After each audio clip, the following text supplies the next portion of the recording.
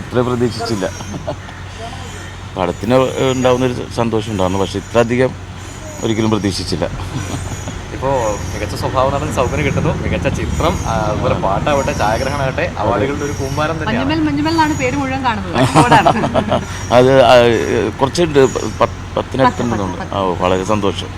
എന്തായാലും അജയനും ഷൈജുവിനും പിന്നെ ബാക്കിയുള്ള എല്ലാ കിട്ടിയിരിക്കുന്ന ബാക്കിയുള്ള ചിത്രങ്ങൾക്കും നല്ല അവാർഡ്സ് തന്നെ കിട്ടിയിരിക്കുന്നത്. ബോഗൻവില്ല, അമലേട്ടനാണെങ്കിൽ ജ്യോതി ചേച്ചി കിട്ടിയതൊക്കെ വളരെയധികം സന്തോഷം. ടോവിനോ, പിന്നെ ആസിഫ്, മമ്മൂക്ക, എല്ലാവർക്കും ഫെമിനിസ്റ്റ് മൂവിയിൽ അവർക്ക് എല്ലാവരും കിട്ടിയത് വളരെയധികം സന്തോഷം. വലിയൊരു ടീം വർക്കാണല്ലോ.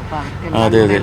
എനിക്ക് അതാണ് നമ്മൾ അങ്ങനെ ഒരു എന്താ പറയുക, മഞ്ഞൾ ബോയ്സിൽ അതിൽ വർക്ക് ചെയ്ത എല്ലാവരും ഒരു പ്രയത്നം തന്നെയാണ് ഇതിന് ഇത്രയധികം കിട്ടാനുള്ള അവാർഡ്സ് കിട്ടാനുള്ള കാരണം.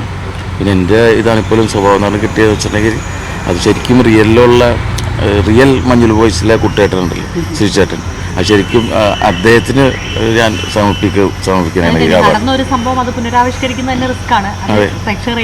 ജൂറി അത് അംഗീകരിച്ചിരിക്കുന്നു. അതെ അതെ, വളരെയധികം സന്തോഷം. നമ്മൾ അത് ആക്ട് ചെയ്താണ് ഇപ്പോഴും അതിൻ്റെ റിയലില് ശരിക്കുള്ള കുട്ടേട്ടൻ ചെയ്തതിന് അതിനൊരു അംഗീകാരം കിട്ടിയ പോലെ തന്നെയാണ് എനിക്ക് തോന്നുന്നത്. അപ്പോൾ എൻ്റെ അവാർഡ്സിൻ്റെ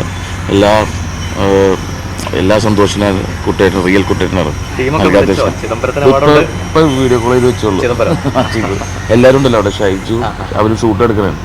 അപ്പോൾ എല്ലാവരും മംഗലാപുരത്തുണ്ട്. അപ്പോൾ സന്തോഷം അറിയിച്ചുകൊണ്ടിരിക്കുന്നു ഓരോരുത്തർ.